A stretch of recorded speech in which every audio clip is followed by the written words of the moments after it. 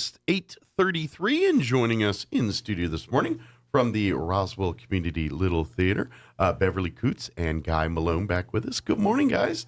Good morning, Mike.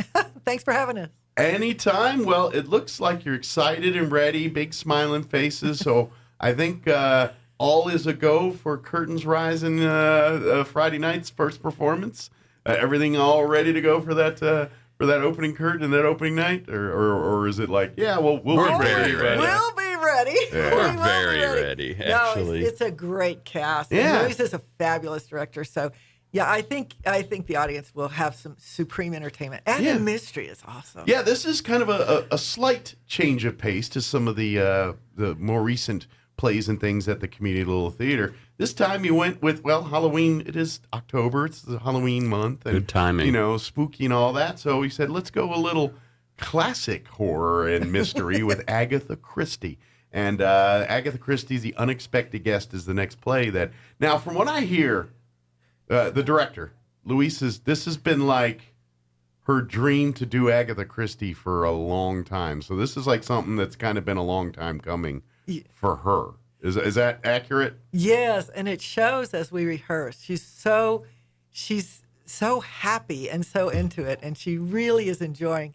This is one of her, maybe not her first drama, but one of the dramas that she's done in a long time. Gotcha. So she usually does comedy. So well, and I'm kind of curious for you guys as actors and things, is what's harder? Is comedy harder to pull off than drama or the suspense type stuff, or is there no difference? Because I mean, it's people look for different things in those types of plays, and you know, being funny, at least for me, seems easier than being, let's face it, a bad guy, and things like that. There you go. It's a personal, it's a personality type, I bet, as well. Some people might do really well playing comedic. I do okay. I've got facial exaggerations, and the timing. I bet if you're doing comedy, you have to be so intentional in your timing. That's true too. It might be said that comedy is probably the hardest or the highest form of theater depends art. On the personality. If you kind of tend to be a comedic natured anyway, that's probably easy for you. But if you tend to be, then there's certain people that just play great villains. You know what I mean? They're nicest people on the planet, but when you put them in character, I mean, there's certain actors in the movie world that you look at them and you're like, oh my goodness, he's not a bad guy in this one. This is weird. You know what I mean? And well, I gotta plug Guy because he's usually in a comedic role. Yeah, but he's very most of the time we see Guy is sinister and so you had to play your inner bad guy. He's doing really well. Louise and Deanna had to really work to draw it out of me. They're I'd come up for a rehearsal, meaner.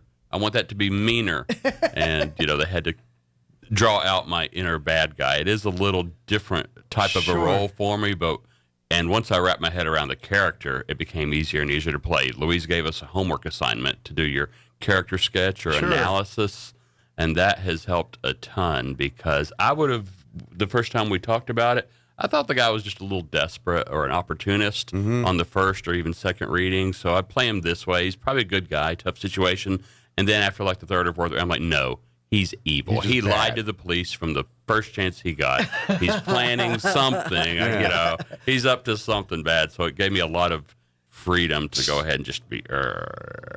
So let me ask, does it take a lot of, to basically get in the mindset that's really out of your character normally, whether it's, comedic obviously is one way, but to get to a point, because to really pull off anger and scary, you gotta evoke that emotion. It's like if someone's not really mad and they're trying to act mad, you can kind of spot that. You know what I mean? You're like, I don't feel very intimidated by this guy just yelling at me. But when you look at someone's eyes and you see you know what I mean? Like that beadiness. There's a scene in this play, exactly what you're talking about. Yeah. Guy and Michael Bozeman go head to head, and man, they get it spot on. It's so much fun to watch. So is it hard? Do you have to get yourself to that place, or a little? Yeah, it's fun though. It's once you're in character for a month or more. Gotcha. That's what Deanna said. Her as assistant director, her kids are just used to it. Whenever she takes on her role, she is that person for 2 months. Because you hear a lot about method actors, and you hear about there's a few famous ones. Daniel Day-Lewis comes off the top of my head as one that like when he does Lincoln, you're like, no, for 2 months he's Lincoln. You better call him Lincoln, kind of thing. And I understand that, but it seems like for roles like this, you almost have to have a little bit of that. Maybe not to the point where Guy Malone the rest of his day is going around being mean and rude to people at his day job and all that. But certainly when you're at the theater and it's time to do those scenes, I imagine you're thinking of people that ticked you off or just stuff that you know what I mean? Oh, I want to know. You know what I mean? It's worked into my vocabulary a little bit. That place, yeah. Yeah. As I say, sir. It does carry with me throughout the day and as I'm talking and doing other things. Because it's no different than like if you're crying or, sadness or any of those other emotions, to do it in a believable way on a stage, or you almost have to go to some dark places yourself to get you there at that point. It's like, because let's face it, fake crying that isn't done right looks bad. And you're just like, it actually detracts from the performance and things. But it's great comedy. Exactly. but in a moment where when you don't want it to be, you turn and that actor's got tears going down your face, like, whoa, this is serious. You know what I mean? And people automatically treat it as such. So so I imagine, and something like Agatha Christie, you got to go that way otherwise it looks like a comedy and not what it's meant to be. So, right. So I imagine is that probably the biggest challenge, is the emotional roller coaster of playing the characters in this Beverly's got some crying to do in this. A little grieving, we'll say. I really have to work at it because by nature, I try to joke everything off. Gotcha. I love improv, which is supposed to be funny. Sure. So there's not much room for improv with my character. She's very straight-laced. Gotcha. And that's good. It's very challenging for me, but I really enjoyed the role. Gotcha. It's fun. Yeah. Good. The emotions are super high, though. I mean, as a cast and knowing what's going to happen, we did one scene where I know I still had the chills, like 3 or 4. That's like the third or fourth time we did it. Right. And the way the sergeants deliver their thing. But the emotion, we've had Louise and Deanna both commenting on how well some of you people are making those emotional crescendos and highs and lows. It's pretty emotional with a mom and a son and other. How does obviously with a director giving you notes and things like that, how does that, does that, I mean, obviously it helps as far as overall, but obviously everybody has their own idea of what the character should be, and I would imagine there are times where you don't agree with the director or the director agree. You know what I mean? How does that interaction work? Because at the same time, this is the director's baby, and the director's like, this is my vision. I'm the director. You do my vision. But it's a creative ensemble. You always want the input, and sometimes the angle of which you play it or bring it may be better. And I mean, how does that dance work for everybody? Is Ultimately, it pretty, everyone, obviously a director's in charge and it's what the director says goes, but is it pretty collaborative on the creative side as far as I'd say it is, how a Yeah. certain thing's done or how a sentence is uttered or something like that? The director has the authority. You obey the director. Sure. Ultimately, I mean, they've read the play 10 times before you were ever cast as that role, Sure. most likely. Yeah. So they understand it a little better. But part of being a good director is drawing out the best in your actors. So Sure. what they always tell us, I think it's a constant for the theater, is whatever's on your mind, just go with it. Right. Overdo it, do it huge, do it big, make Sure. yourself look stupid. Sure. And if it works, everybody's like, yay. And then, but otherwise, the director will, they encourage you to be over the top. Sure. But if it doesn't work, they'll be, okay, just draw it down a little bit. Sure. Up until this point or whatever like that. So Right. they want us to come with our best creative, go zany. big, go home, and if it's too big, we can wheel it Right. back a little bit. Yeah. It's a lot harder to bring it up than bring it down. If that's if you're this way, then it's like, all right, we got you level wise. Let's bring you down a little bit. But if someone's comatose, it's a lot harder to bring them to a place that's a lot higher energy level. So if that makes Yes. that makes sense. Oh, what I'm well, saying, it's yeah. correct. And the other thing that I'd add about RCLT, and I don't know, you have a lot more experience with RCLT. I'm kind of new, only in the last couple of years, but Me too. that's true. Okay, never mind.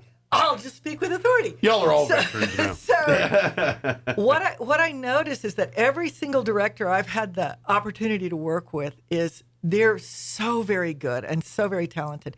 And for a community theater, I just got to say, Roswell is unique. Absolutely. Very little infighting, very little territory. The directors are strongly committed to a successful play. Yeah. So they want the same thing that the cast wants, and we come together as a team, basically. It just works out. And and the good news is it's the communal theater. It's a close knit group. It is. We're always looking for new folks to come and join and be a part. And it's a great program. It's a very social friendly group. And when you're not quote unquote working, you're still hanging out in social. After the work's done, you're like, all right, let's get a pizza together. Let's go and do something we do together. Plan that. In fact, we had a group that went out to Carlsbad's little theater Sunday. And that's almost we do that every month or whenever they've got something. 3 or 4 a year. And vice versa. They're coming up to see y'all's plays too. Yeah. You're right. And we also have a group planned to go see the Addams Family at Way Off Broadway. Nice. So we do group outings and membership, plus one, bring someone. Well, it makes sense because at the end of the day, all of you have the same loves and passions and interests. Why not do it together and share together and collaborate together? I know in years past there has been a bit of a divisive feel there and things, but at the end of the day, it's like, why? You all love the same thing. Let's do it all together. It's like it's like you love sports. I love sport. Let's do sports together. You love playing acting. I love it. Let's do acting together. It just makes sense. But I love that fam. I think that's what makes it work. I think that's what makes the plays better. I mean, obviously you guys work. I mean, the amount of nights that the whole cast and crew are spending, there's 3 and 4 a week. Yeah, there's 6 performances here. That's the easy part. To be honest, you're right. Showtime is the least work day of the bunch. The rest of the time is when they're doing all the work, whether it's learning the lines, learning the scenes, or oh, by the way, we got to build a backdrop back here. Can you nail some hammer nails here? By the way, we're short a few costumes. Can we please? Yeah. So it's not like Broadway where you roll up and do your gig and go home and make $1 million. This is all people that love doing this, and when they're not in front of the house, playing the lead, they're back there building a doorway for the next play, or they're setting up lines for a next event coming up here, or whatever. That's what it's all about. So, I think all you guys need to do is just come and enjoy the fruits of this labor. There's going to be 6 different performances. It's every. I'm telling you, the first performance, it gets busy after that. So if you definitely, they'll always get you in. They will all, they will work. But I'm telling you, after weekend 1, weekends 2 tickets are going to be a little bit harder to get. I think so with this play. So it's really good. Advanced tickets are your friend. You can always get them at the door, but I'm telling you, and get them. But go online, go in the Roswell Theater website, which is roswelltheater.com. Spell theater like live theater, not like movie theater. R-E at the end, Theatre. the classic fancy spelling. Yeah, it's like because I always remember how to spell theater. It's the eater. I think I've said that on the radio a time or two. That's how I remember, and I'm like, it's the eater, but dyslexic eater. T-R-E. Yeah. But there you can go, and you're going to see, when you get there, you'll see actually a little scrolling thing with several upcoming events and things. Click on the one for the unexpected guest, and that'll it'll give you the show dates, times. You can order your tickets directly right through there, and then, pay with your card, everything, and then all you need to do is on the night of your performance, show up and say, hi, I'm here. And they give you a ticket and let you in. And then maybe you want to get a bottle of water or a shirt or something. Usually they have some stuff there for sale and things. Or usually we do. We have almost a concession, but you have to eat it in the lounge. Yes. Yeah. But in between. There's a 20-minute intermission. Yeah. We're pretty Plenty of time excited to eat about a candy bar. The dinner, though. We're pretty excited about our immersive dinner as well that goes along with this play. Yes, this is like for the last several plays now, you guys have been doing an immersive dinner, and basically it's a night of usually a great dinner. The cast serves as your host for the night in character.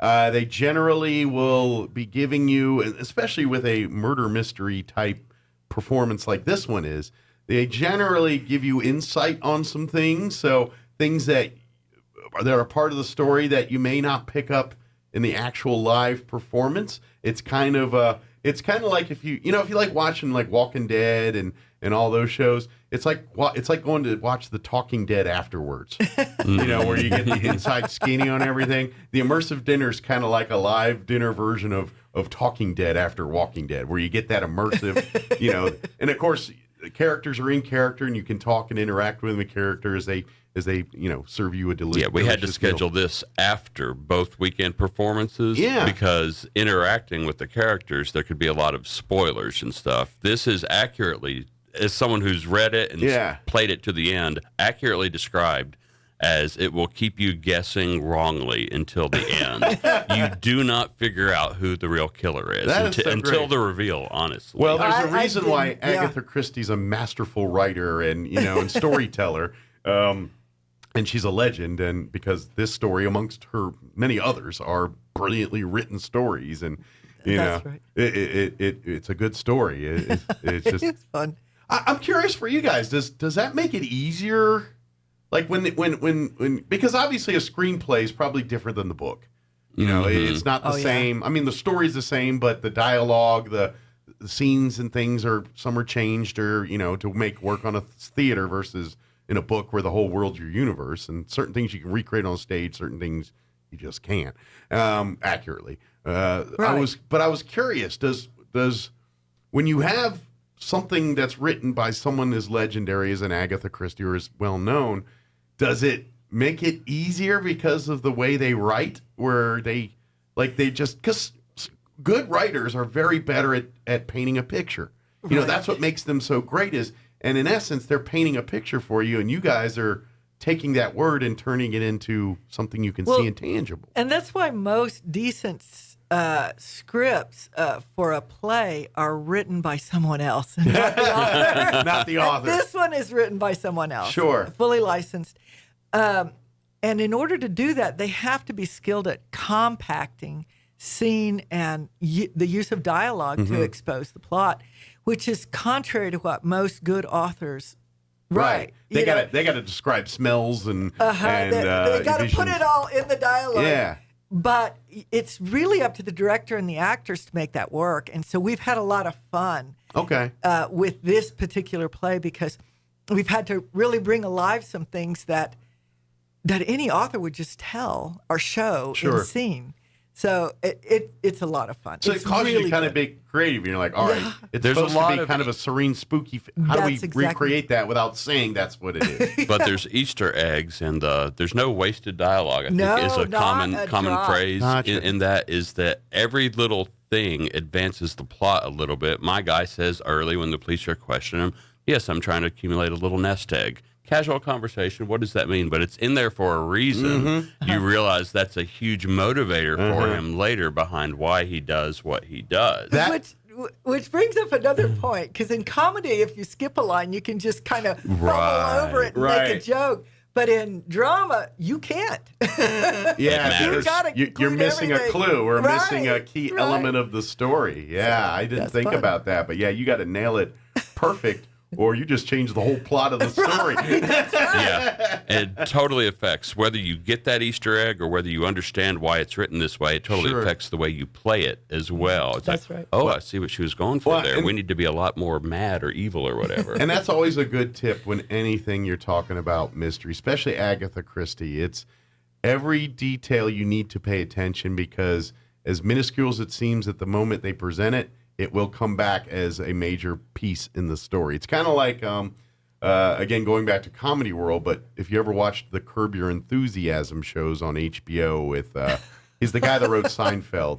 If you ever watched it. And it's a comedy, but everything snowballs in that show, where it starts out in some little minor thing, and by the end of the show, it's a major, an international incident. Like every little, it all started off as he nonchalantly just didn't hold the door open for somebody, and now it turns into he almost started World War III. And every episode's like that. Agatha Christie's kind of like that too, and it's like, oh, you didn't pay attention to the pocket watch on the shelf there. That's why it's this and that. Well, there's actually but Miss Marple did. Yeah. Smart. There's a thing where it says, my guy closes the door as I walk through. If I don't close the door, that changes the plot. Yeah. That changes the actions. So my best piece of advice when you come out to one of the performances is pay attention. Pay attention. Yeah, that's good. Wait until intermission to go to the bathroom because you might miss something. That's true. That's true. But if you're ready to go, first performance will be this Friday night. It'll be October 14th, 15th, and 16th. That's this weekend. The 14th and 15th, those are evening performances at 7:30. And then Sunday afternoon, we'll do it at 2:30 on the 16th. Yeah. And then we'll do it all over again next weekend, October 21st and 22nd at 7:30 p.m. And then the 23rd will be at 2:30 p.m. that Sunday. Now, the immersive dinner, as Guy was mentioning, will be after the 6 performances here on the 24th. That's correct. Now, here's the thing. If you get your tickets now for the immersive dinner, because part of your cost of getting the ticket is a free show.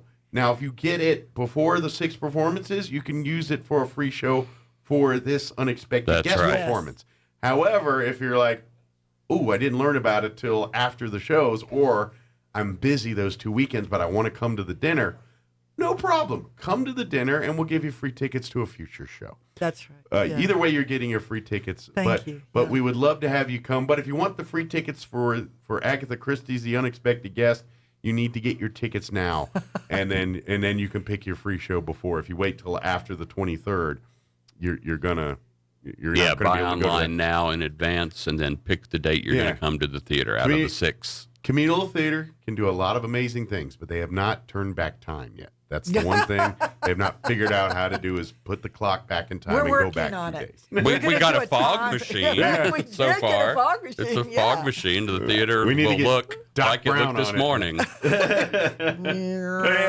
Get Doc Brown on it to turn back the clock here. It's a hyperflux capacitator in the fog machine. Exactly. That's what we need. But come on out and check out this classic. You know what we never did do, and I probably should have done at the very beginning? We just said, it's Agatha Christie, you'll love it. What's the storyline here? We never did actually say what the plot is here and what the story's about, other than it's Agatha Christie and it's a mystery. Kind of give folks the setup, what the story is. So, well, it's Agatha Christie. So in the very first scene, someone is dead and moited, in fact. And so an unexpected guest comes in and finds the body. Okay. And it just goes from there. When he finds the body, the wife is standing over it with a gun in her hand. Yes. And obviously you think that's it. Or is it? That's it. Mm-hmm. And then the plot progresses. There are every single character, with the possible exception of the inspector, is culpable at some point in the play. So you keep guessing wrong. Huh. You're right. So you're going to guarantee to get it wrong 4 or 5 times before you figure out. Unless you read the script, don't cheat. Yeah, don't too cheat. Much fun. And if you read the book, don't tell them. You'll understand. They sort of all have a motivation or a reason or something like that, whether it's anger, greed, or whatever like that. And you're like, so which one really did it, though? Yeah. Which human? You won't figure it out. Very cool. It's going to be good. Folks, get your tickets. Again, RoswellTheater.com, TheATRE.